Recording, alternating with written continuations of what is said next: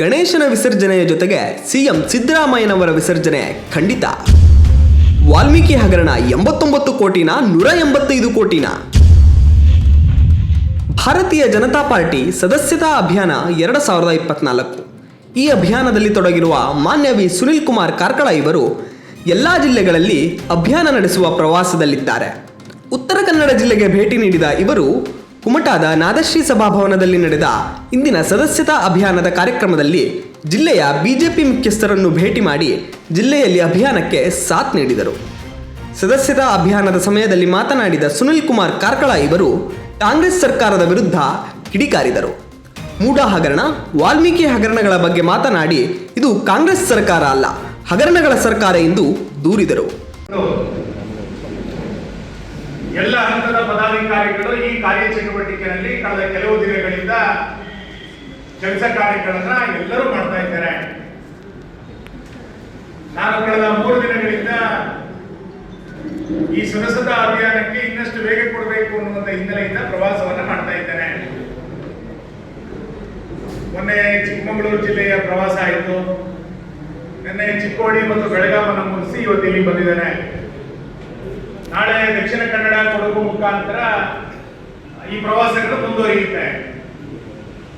ಈ ರೀತಿ ಎಲ್ಲ ಜಿಲ್ಲೆಗಳಲ್ಲೂ ಕೂಡ ಈ ಸದಸ್ಯತಾ ಅಭಿಯಾನಕ್ಕೆ ವೇಗ ಕೊಡುವಂತ ಕಾರ್ಯಕ್ಕೆ ನಾವು ಚಾಲನೆಯನ್ನು ಕೊಡ್ತಾ ಇದ್ದೇವೆ.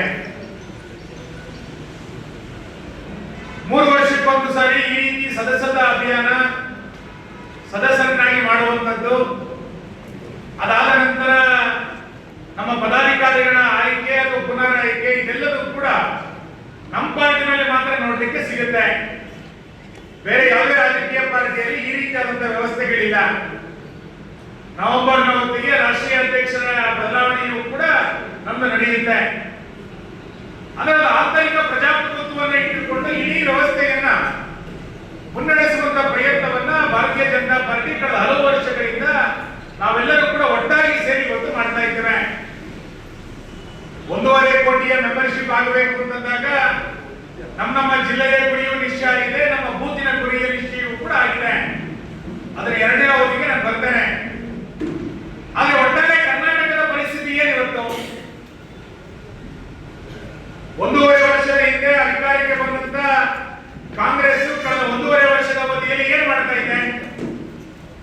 ಒಂದು ಜನಪರವಾದಂತ ಆಡಳಿತವನ್ನ ಕೊಡ್ತೇವೆ ಅಂತ ಹೇಳಿ ಅಧಿಕಾರಕ್ಕೆ ಬಂದಂತ ಕಾಂಗ್ರೆಸ್ ಇವತ್ತೊಂದು ಹಗರಣಗಳ ಸರ್ಕಾರವಾಗಿ ಮಾರ್ಪಾಡಾಗಿರುವಂತದ್ದು.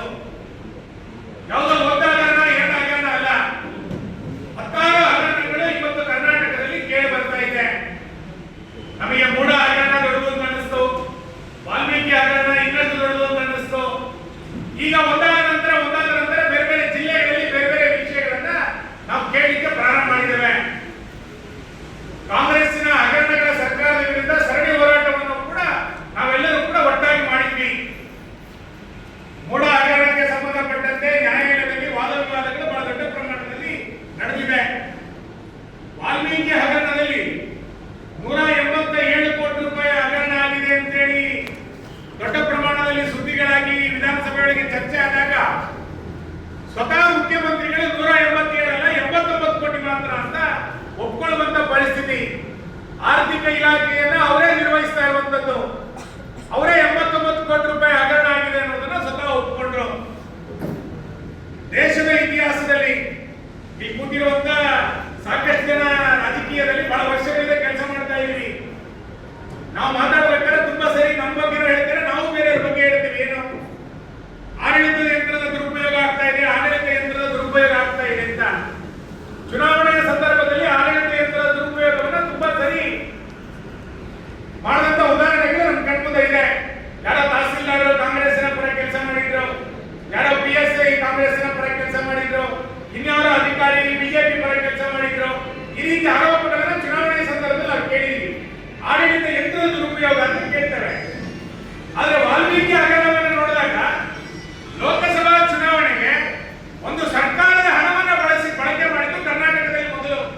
ಸರ್ಕಾರದ ಹಣವನ್ನ ಬಳಕೆ ಮಾಡಿದ್ದನ್ನ ಯಾವತ್ತೂ ಕೂಡ ನೋಡಲಿಲ್ಲ. 21 ಕೋಟಿ ರೂಪಾಯಿ ಅನುದಾನವನ್ನ ವಾಲ್ಮೀಕಿ ನಿಗಮದ ಹಣವನ್ನ ಬಳ್ಳಾರಿ ಚುನಾವಣೆಗೆ ಬಳಸಿದ್ರು ಅಂತೇಳಿ ಇಡೀ ತನ್ನ ಚಾರ್ಜ್ ಶೀಟ್ ನಲ್ಲಿ ಇವತ್ತು ಹೇಳಿದೆ. ಅಂದ್ರೆ ಒಂದು ಚುನಾವಣೆಗೆ ಸರ್ಕಾರಿ ಹಣವನ್ನು ಬಳಸಿ